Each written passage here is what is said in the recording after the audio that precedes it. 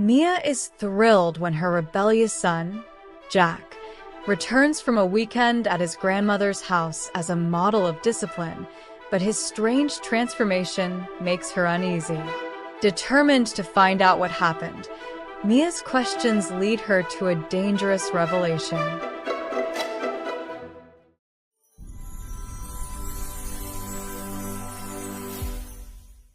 The house was silent that Sunday night, except for the sound of cutlery being placed in the sink.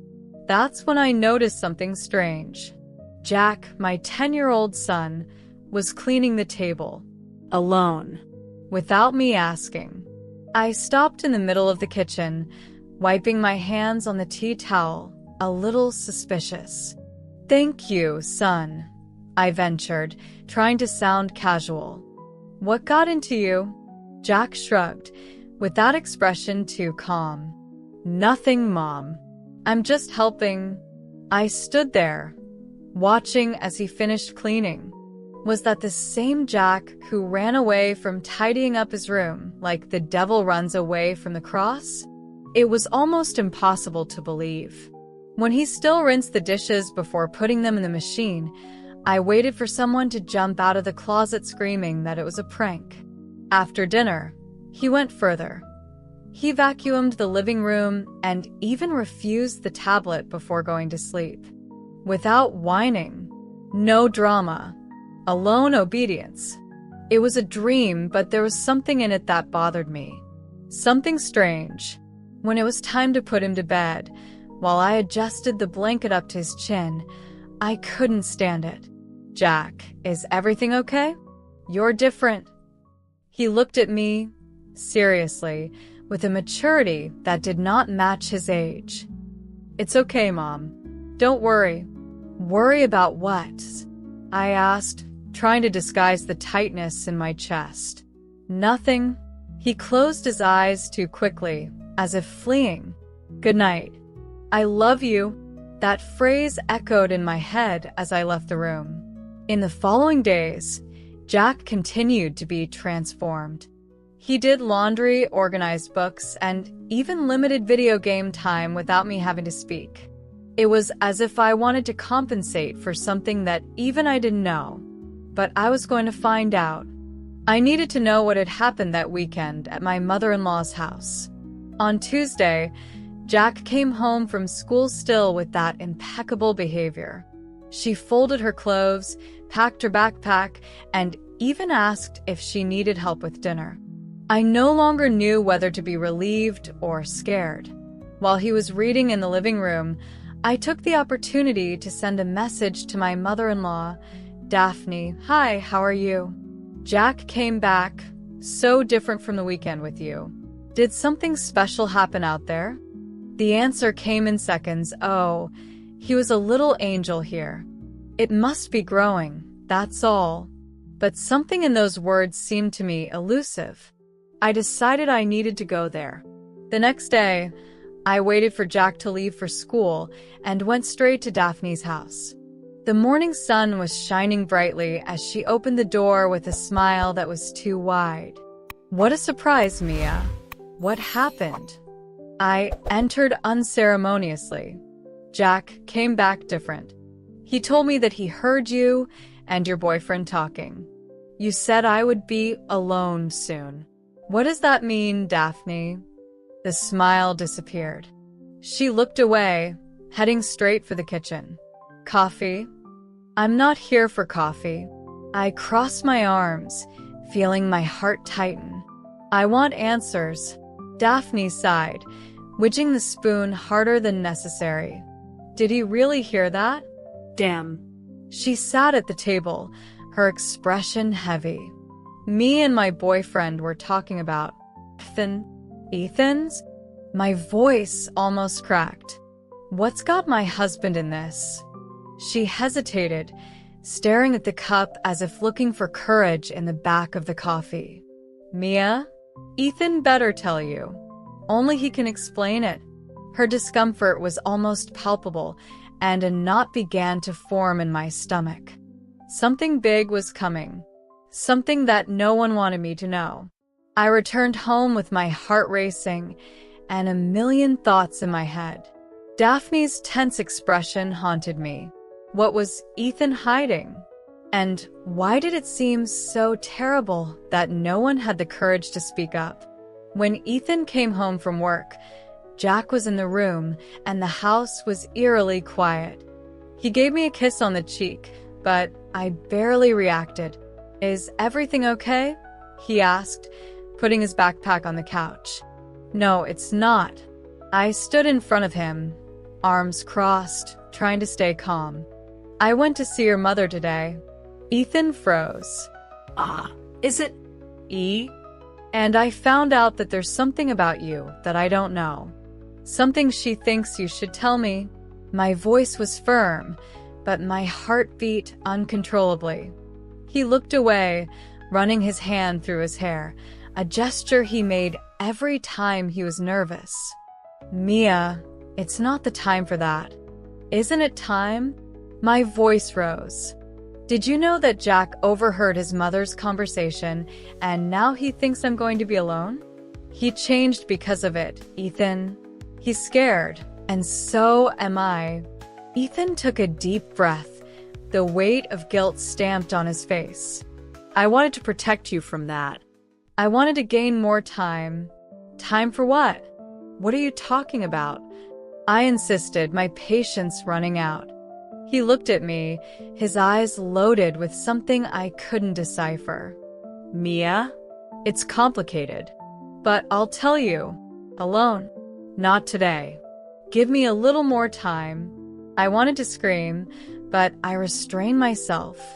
Something about him seemed so fragile, so broken, that I could only agree. "But don't delay, Ethan. I'm not going to wait forever." He nodded, but deep down I knew. The truth would be devastating. Night fell, but the weight of Ethan's words seemed to have taken root inside me. I lay next to him, the soft sound of his breathing filling the room, but sleep didn't come.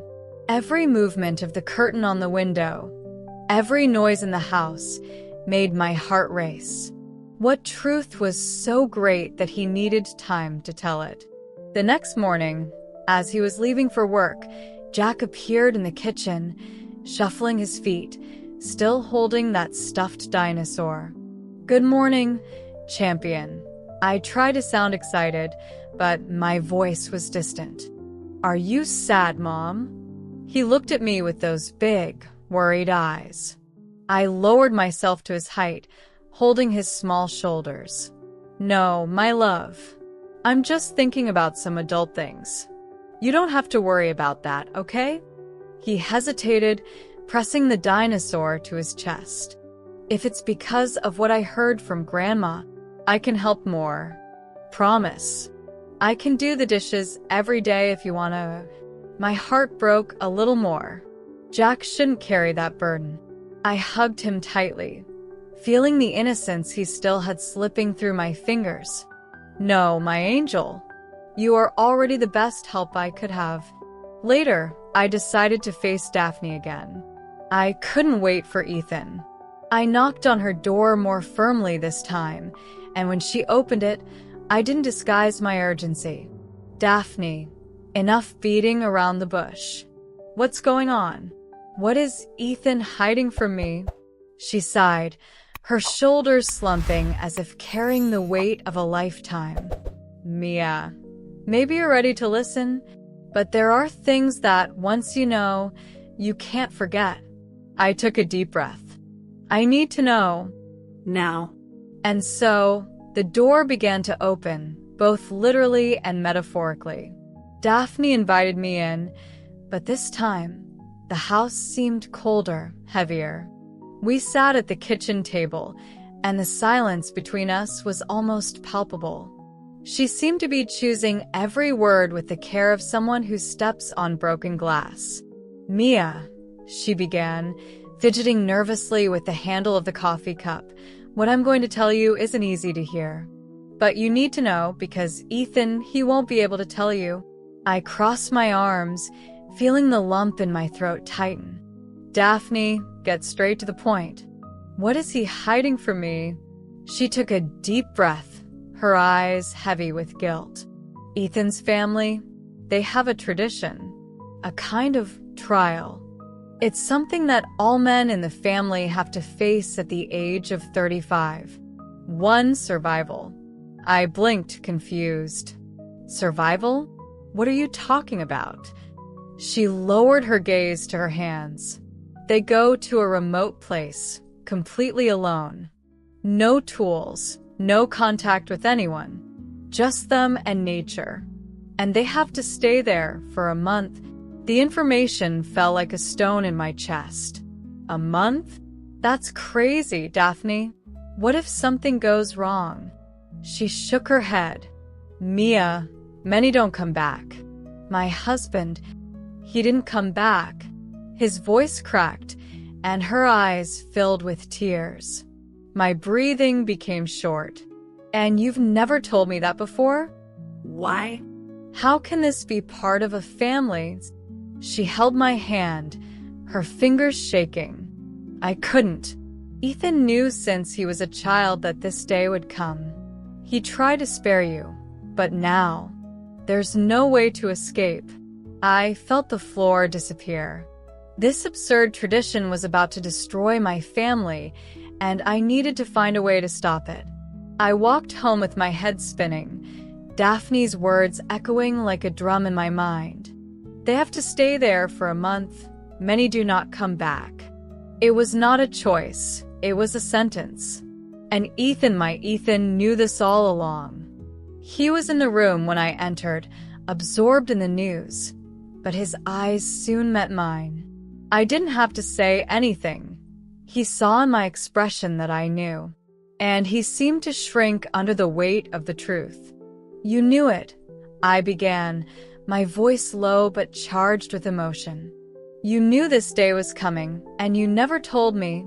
He sighed, turning off the TV. Mia, it's not an easy conversation to have. Easy.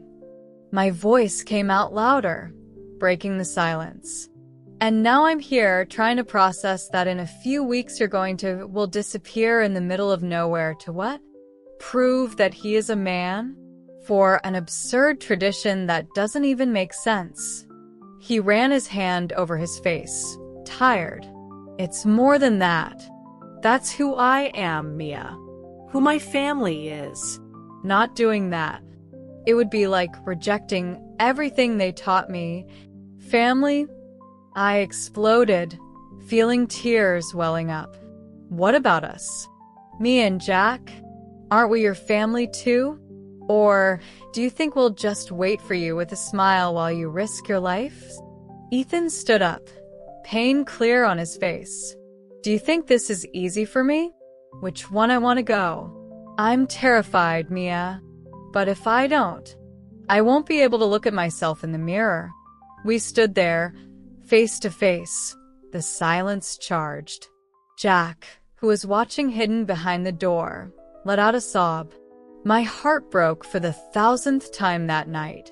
After that argument, silence took over the house. I could feel the tension between me and Ethan like an invisible weight that squeezed my chest.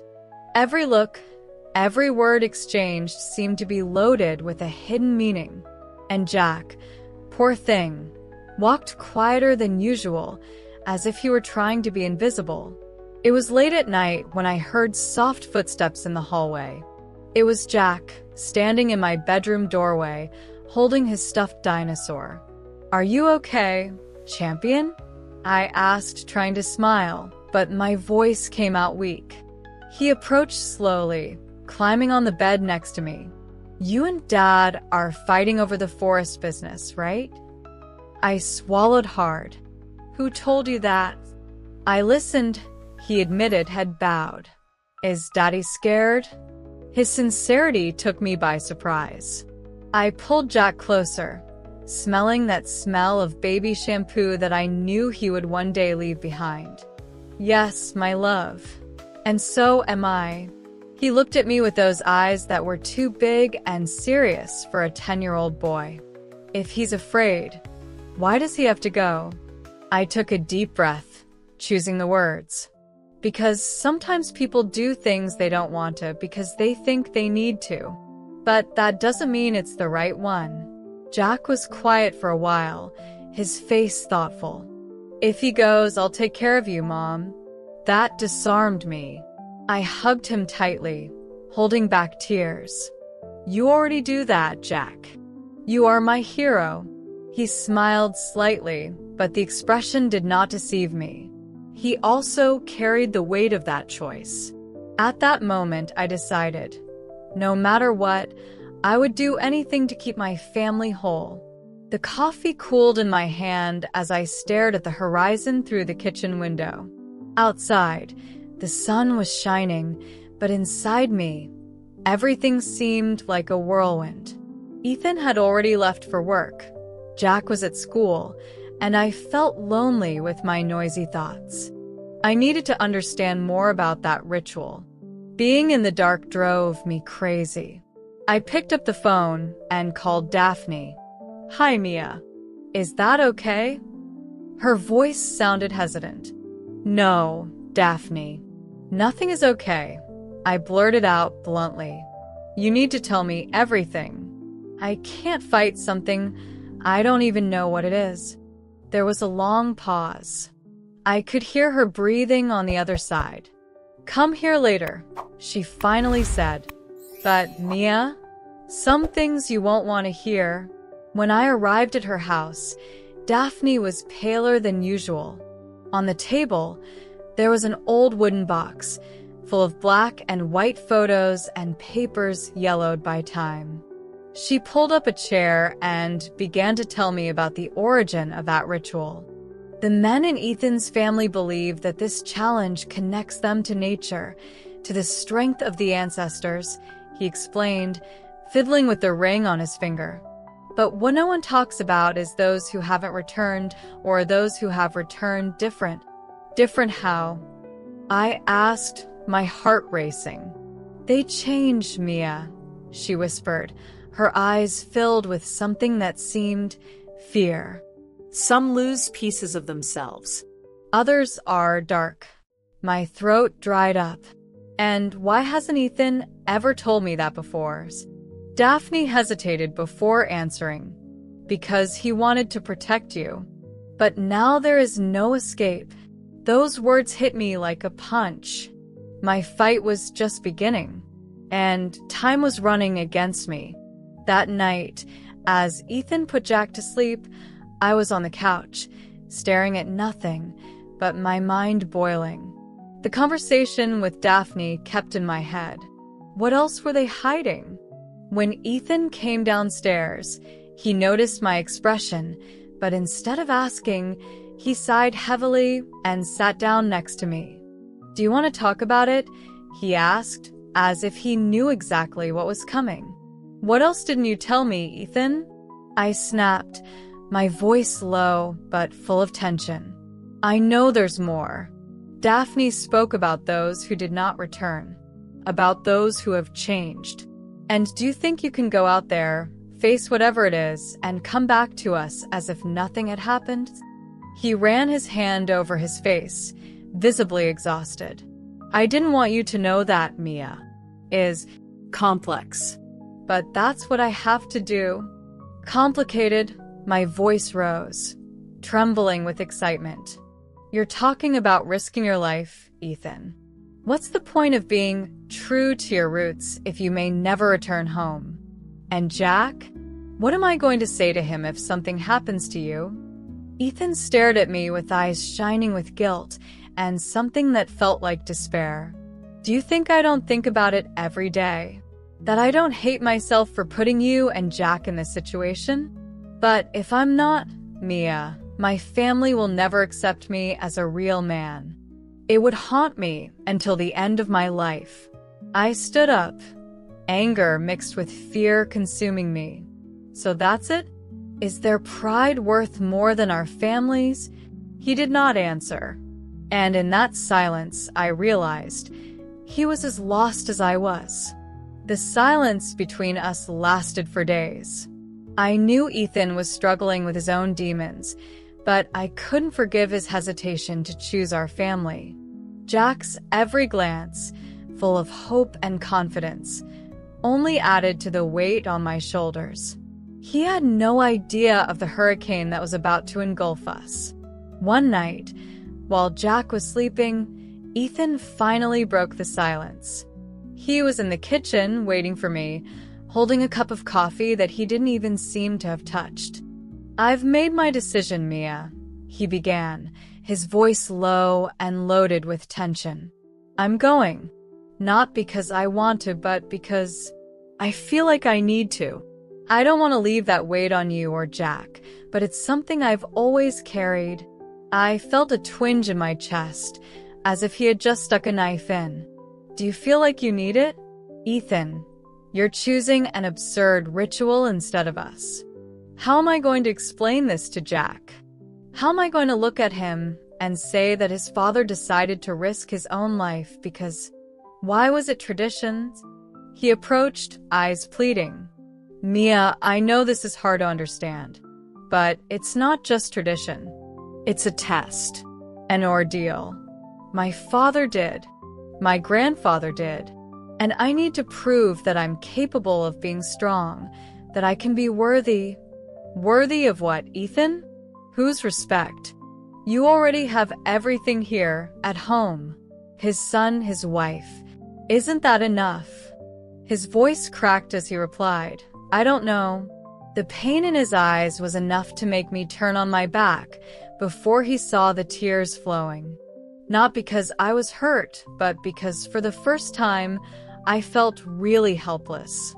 The next morning, Ethan's words still hung in the air, like a storm about to collapse. I couldn't stop thinking about how everything seemed so uncertain now. That man I loved, who had been my unconditional support, was now losing himself in something that even he didn't seem to fully understand. And the worst, he wasn't asking my permission, he was just going. As Jack sipped his coffee, excited as ever, and talked about what he would do at school, I couldn't smile. My heart was tight, as if I was going to war without knowing which weapon to use. I would look at my son and think, how am I going to protect him if I can't protect myself? And then the doorbell rang. I got up, hesitated, but I went. When I opened the door, I found my mother-in-law, Daphne, with an expression that betrayed the gravity of what she had to say. She never appeared for no reason. "Mia, can we talk?" She looked uncomfortable, almost nervous. "Daphne, what are you doing here?" I asked, not hiding the tension in my voice. She took a step inside and looked to the sides, as if she was hiding something. "I know you're worried about Ethan, and I know he doesn't have the courage to tell you everything." She paused, swallowing. "But I can't leave you in the dark anymore." I swallowed, feeling the feeling that the worst was to come. "What do you know, Daphne?" She looked into my eyes, with a sadness I had never seen before. "He will take the test. And there's nothing we can do to stop it." I froze. The proof. That damn test. Daphne's words echoed in my mind like a mute scream. The proof. That tradition that I had already heard rumors of, but had never given importance. I never imagined that it would be something so real, so imminent. The idea of Ethan leaving alone into nature without any preparation beyond his own resistance. All of this seemed insane. How could he just accept that? How could my mother-in-law have allowed it? "You're telling me that this is kind of rite of passage, a family thing?" I asked, my voice cracking as tears threatened to fall.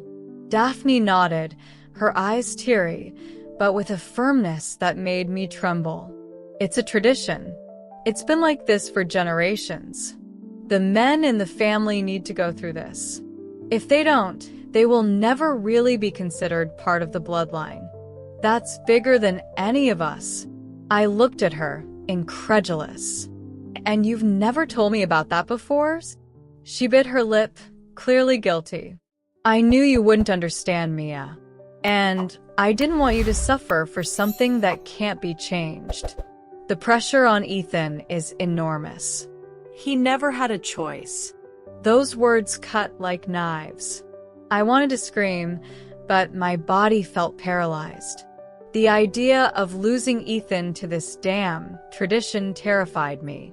He was sacrificing himself without knowing what he was missing. Suddenly, I found myself once again in the position of a silent woman, waiting for the worst to happen without being able to do anything. It was the legacy he carried, and now so am I. But the pain was mine. The pain and fear of losing everything I still had left. I needed answers. I couldn't wait any longer.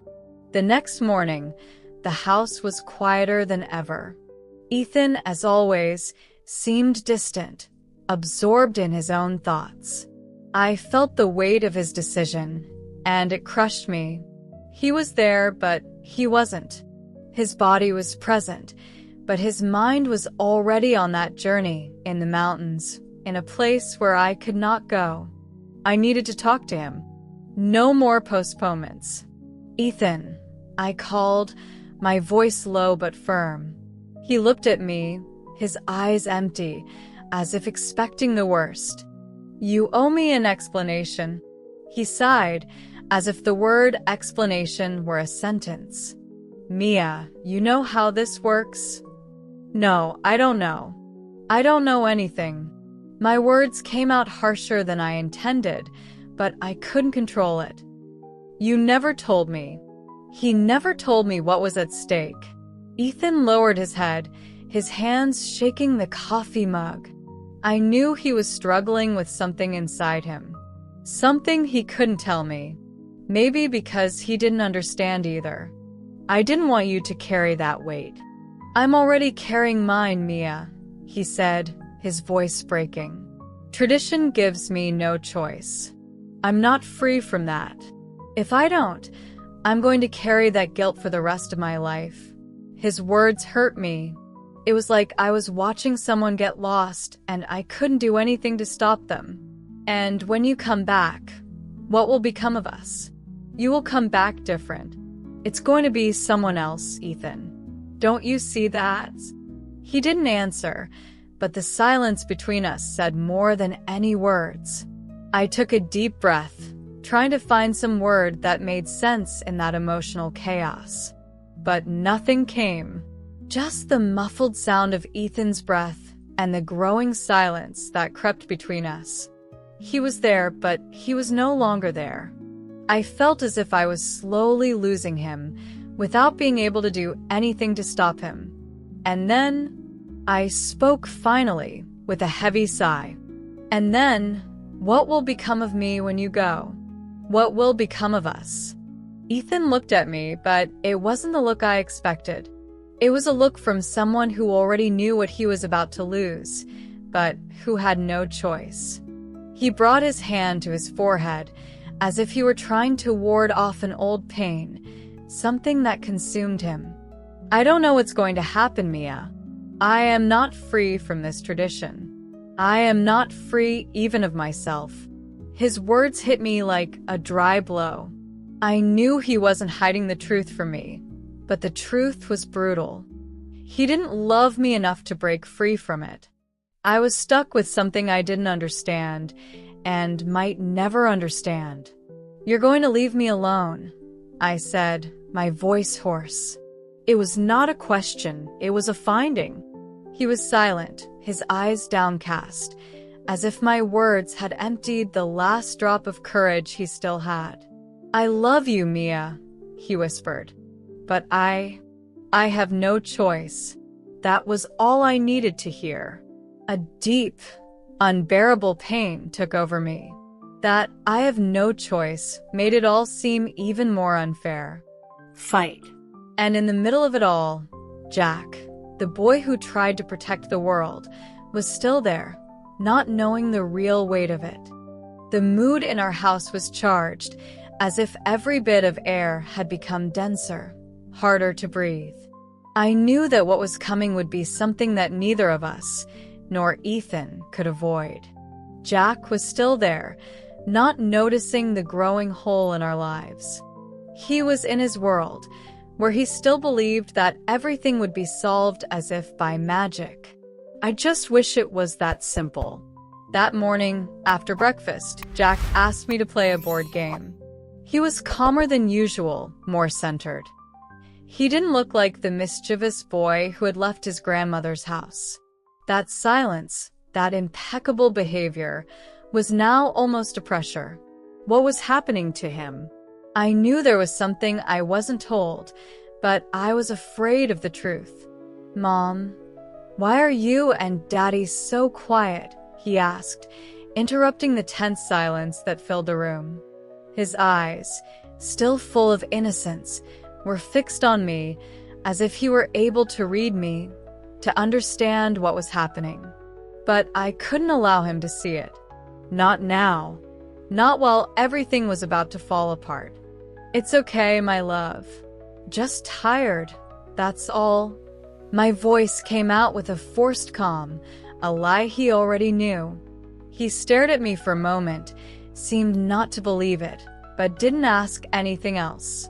I got up and went to the window, seeing the street outside. What would I do?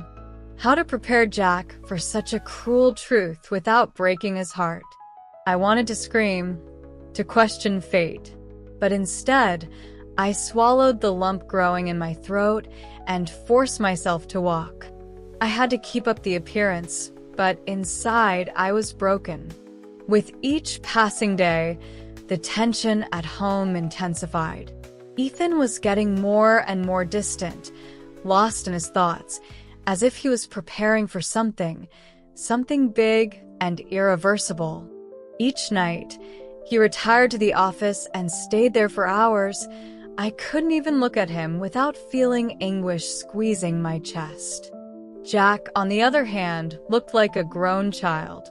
He helped more, worried more. Even at school, where he used to be impulsive, he was more focused, as if he carried the weight of something that even he didn't fully understand. It was on a Tuesday afternoon, while he was in the garden, that I finally took courage. He was playing with the dog, his laugh loud and pure, unhurried, with nothing wrong. But inside me, the pain was accumulating.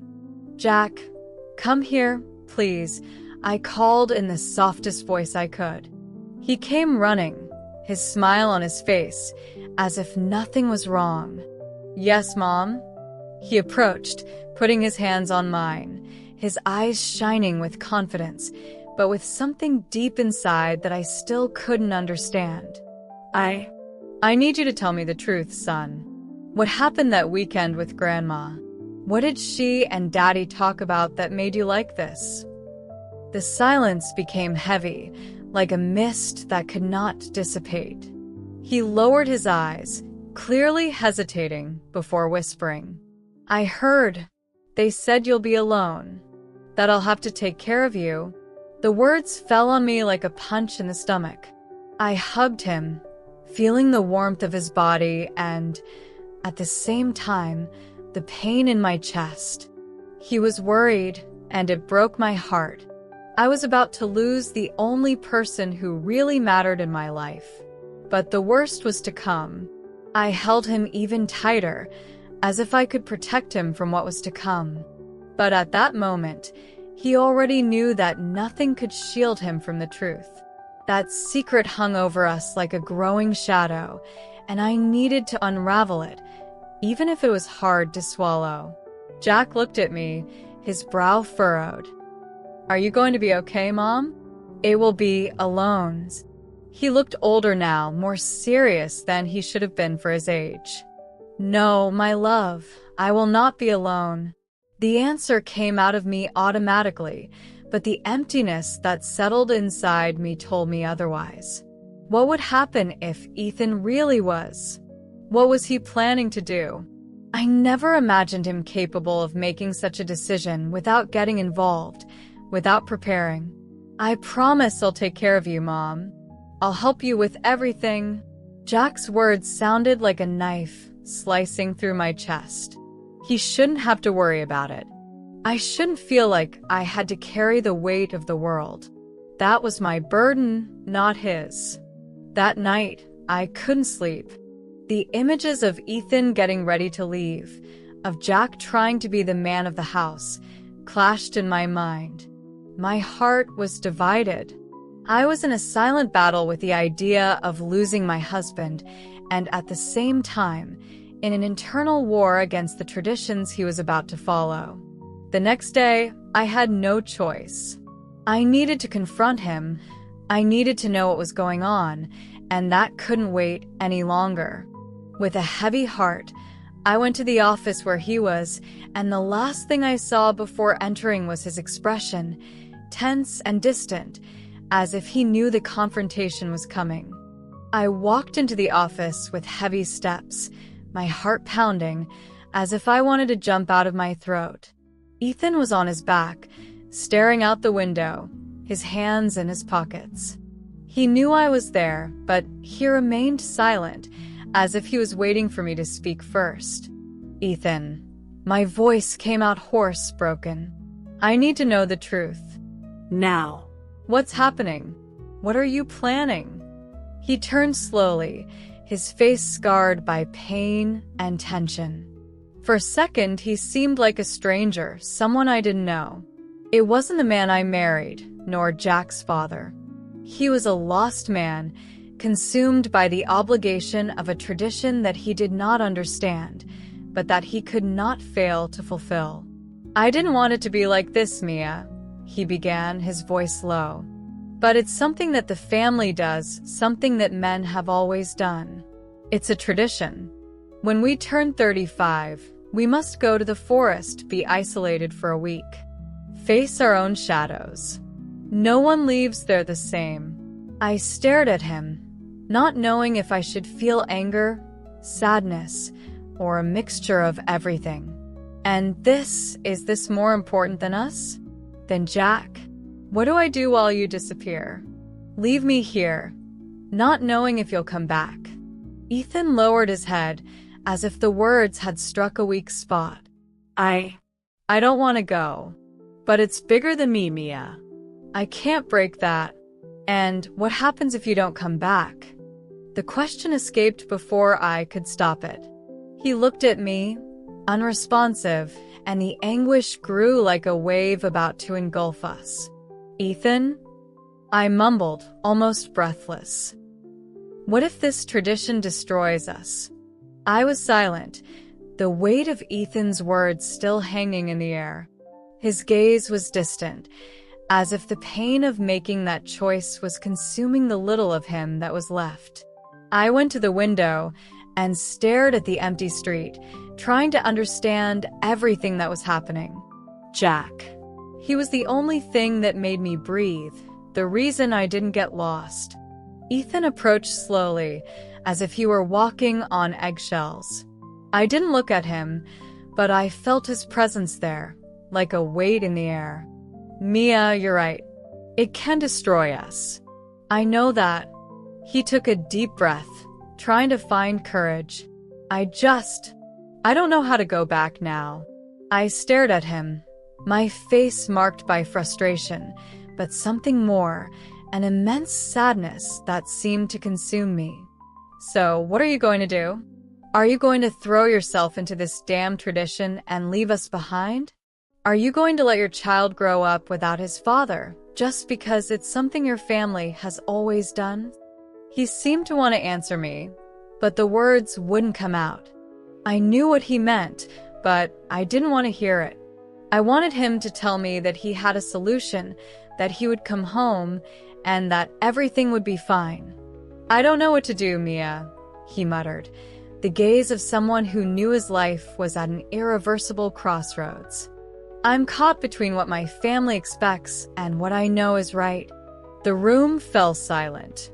I tried to stay calm, but deep down, I knew that nothing would ever be the same again. That moment would change everything. What would be left of us? Please, Ethan, don't leave me alone in this. she said, her voice breaking. He knelt in front of me, holding my hands firmly. Mia, I don't want to go. But if I don't go, what happens to us? What happens to Jack? With our families, the silence between us became even heavier. I knew there was something more, something he wasn't telling me yet. But the last thing I wanted was to force him to go down a path of no return. The morning was gray, the kind of day that seemed to reflect the weight I felt in my chest. The house was silent except for the sound of Jack's breath coming from his room. I watched him from afar, with a lump in my throat, wondering what would happen to him. What would happen to all of us? Ethan hadn't left yet, but he knew the moment was coming. He was there, sitting on the couch, his eyes fixed on nothingness, as if trying to gather strength for something he already knew he couldn't avoid. I didn't blame him. His family tradition, that rite of passage, was something that seemed bigger than all of us. I approached him, not knowing what to say. There were no more words to explain what we felt. Instead, I knelt in front of him, taking his hands carefully, as if it were the last time. I don't know how to deal with it, Ethan. I don't know what to do without you. But I also don't know how to ask you not to go. I just know that we are losing control of everything. My voice was flawed, my pain overflowing. He looked me in the eye, and for the first time, I saw something vulnerable about him. There was no longer a wall of defense, just a man who was about to make a decision that would change the course of his life and that of everyone around him. I love you, Mia. And I love our son. That's what breaks me inside. Time seemed to stand still at that moment. He stood up, hugged me tightly, as if he were saying me a wordless goodbye. At that moment, Jack appeared in the doorway, his gaze curious and apprehensive. Ethan looked at him, then at me, and something changed in his eyes. Perhaps he realized what he was about to lose. I'll be back, Mia. I promise. I'll come back to you. And so, he went out, and the door closed behind him. I knew that nothing would ever be the same. Let us know what you think of this story and share it with your friends. It might brighten their day and inspire them. See you in the next exciting story.